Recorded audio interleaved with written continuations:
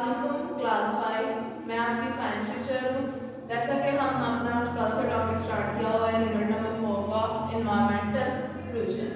उसमें मैंने आपसे कल सबसे पहले डिस्कस किया था पोल्यूशन के बारे में। पोल्यूशन क्या होती है, उसकी फॉर्म्स क्या हैं, पोल्यूटेंट्स क्या हैं, कंटामिनेशन क्या होती है, ये कल हमने डिस्कस किया था। और एंड में मैंने आपको बताया था कि डिफरेंट फॉर्म्स और टाइप्स ऑफ पोल्यूशन होती हैं, जिसमें से आज हम जो है वो एयर पोल्यूशन को डिस्कस करेंगे कि एयर पोल्यूशन क्या होती है। Air pollution is the pollution which is caused due to burning of fossil fuels which adds harmful gases and smoke in our air. Air pollution ऐसी पोल्यूशन है जो कि फॉसिल फ्यूल्स जब जलते हैं, जब वो बर्न होते हैं तो उनसे जो हार्मफुल गैसेस रिलीज होती हैं या स्मोक वगैरह रिलीज होता है तो वो पोल्यूशन काज करता है, उसे हम एयर पोल्यूशन कहते हैं।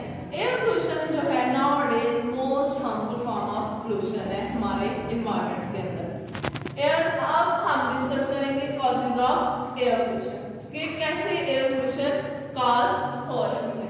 First of all the major cause of air pollution is burning smoke which is released from burning of fossil fuels। अब वो fossil fuels कैसे चल रहे हैं, लाइक हम डिफरेंट व्हीकल्स यूज कर रहे हैं, लाइक कार्स बसेस ट्रेन्स वगैरह यूज कर रहे हैं। उसके अलावा हम अपनी इंडस्ट्रीज के अंदर, फैक्ट्रीज के अंदर डिफरेंट जो है फॉसिल फ्यूल्स यूज कर रहे हैं मैन्युफैक्चरिंग प्रोसेसेस के लिए, जिसकी वजह से वो क्या हो रहा है कि वो स्मोक रिलीज होता है।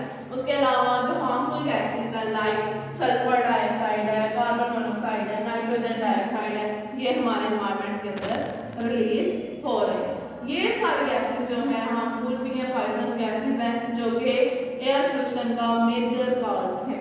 उसके अलावा जब हम कोई कचरा वगैरह जलाते हैं, लिटरेट या सिगरेट्स वगैरह यूज करते हैं तो वो भी हमारे एयर को पोल्यूट कर रहे हैं और कार्बन डाइऑक्साइड गैस जो है उसकी कंसंट्रेशन हमारे एनवायरनमेंट के अंदर इंक्रीज कर रही है। उसके अलावा क्लोरोफ्लोरोकार्बन CFC गैस जो है लाइक जो हमारी रेफ्रिजरेटर्स के अंदर, एयर कंडीशनर्स के अंदर जो इंसेक्ट रिपेलेंट्स हैं हम आजकल यूज करते हैं, ड्यूटेंट्स वगैरह यूज करते हैं, इससे रिलीज होती है जो कि हमारे एनवायरनमेंट को डैमेज कर रही है। उसके अब हम इफेक्ट्स ऑफ एयर पोल्यूशन को डिस्कस करते हैं। एयर पोल्यूशन जो है वो सीवियरली इफेक्ट करती है आपकी वाटर रिसोर्सेज को, ह्यूमंस को, आपके एनवायरनमेंट। वाटर रिसोर्सेज को एयर पोल्यूशन जो है वो इनडायरेक्टली इफेक्ट करती है थ्रू एसिड रेन। लाइक जब आपके फॉसिल फ्यूल्स जो है वो बर्न होते हैं तो आपकी सल्फर डाइऑक्साइड और नाइट्रोजन ऑक्साइड वगैरह, जैसे मैंने आपको पहले डिस्कस किया है, कि वो रिलीज होती हैं।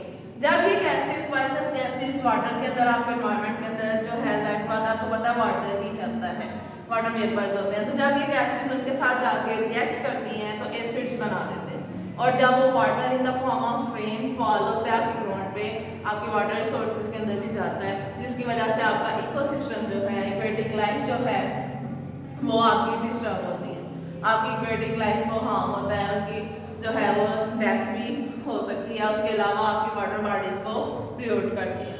उसके अलावा आपकी जो एयर पोल्यूशन है वो ह्यूमंस को कैसे इफेक्ट करती है, जाहिर सी बात है जो आपके फॉसिल फ्यूल्स जो हैं जब वो बर्न होते हैं तो हार्मफुल पार्टिकल्स जो हैं लाइक गैसेस उनसे रिलीज होती हैं। उसके बाद आप जो है वो ये कचरा वगैरह जब हम जलाते हैं ये हमें रेस्पिरेटरी डिसीजेस काज करते हैं, डिफरेंट आपके रेस्पिरेटरी सिस्टम को जो है वो इफेक्ट करते हैं ह्यूमन बींग्स के जो। उसके अलावा आपकी हार्ट को इफेक्ट करते हैं, ब्रेन को इफेक्ट करते हैं, अदर ऑर्गन्स लाइक आपके लीवर, किडनीज वगैरह को भी इफेक्ट करते हैं।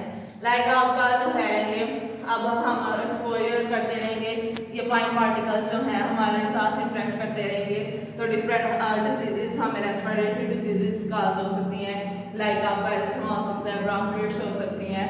उसके बाद कुछ लोगों को स्किन इन्फेक्शंस भी हो जाते हैं एयर पोल्यूशन से, लाइक डिफरेंट एलर्जीज हो जाती हैं, पोलन जो है जब वो रिलीज होते हैं। उसके अलावा लंग कैंसर भी काज हो सकता है। लॉन्ग टर्म एक्सपोजर जो है एयर पोल्यूशन से, एयर पोल्यूशन का, वो आपको लंग कैंसर भी काज कर सकता है। कुछ डिजीजेस लाइक कैंसर जो है वो ऐसे हैं जो के इरिपेयरेबल होते हैं कि बाद में हम उनका कोई भी ट्रीटमेंट नहीं कर सकते।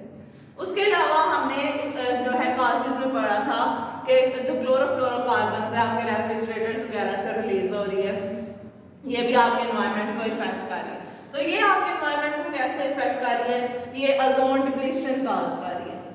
ओजोन आपकी जो ओजोन है, ओजोन की एक लेयर है आपके एटमॉस्फेयर के अंदर, तो उसके अंदर ये होल काज कर रही है। जब ये आपकी क्लोरोफ्लोरोकार्बन जो है आपके एनवायरनमेंट के अंदर रिलीज होती है, तो आपकी जो ओजोन लेयर है उसके अंदर ये कंटिन्यूसली होल काज कर रही है। और ओजोन जो है, ओजोन लेयर जो है वो आपके ब्लैंकेट के तौर पे काम कर रही है, आपके एनवायरनमेंट के अंदर हार्मफुल अल्ट्रावायलेट रेडिएशंस नहीं आने देती। लेकिन ज़्यादा और जब से आपका ये ओजोन होल हो रहा है तो आपके एनवायरनमेंट के अंदर हार्मफुल अल्ट्रावायलेट रेडिएशंस जो है वो आ रही है, जिसकी वजह से डिफरेंट स्किन डिजीजेस काज हो रहे हैं।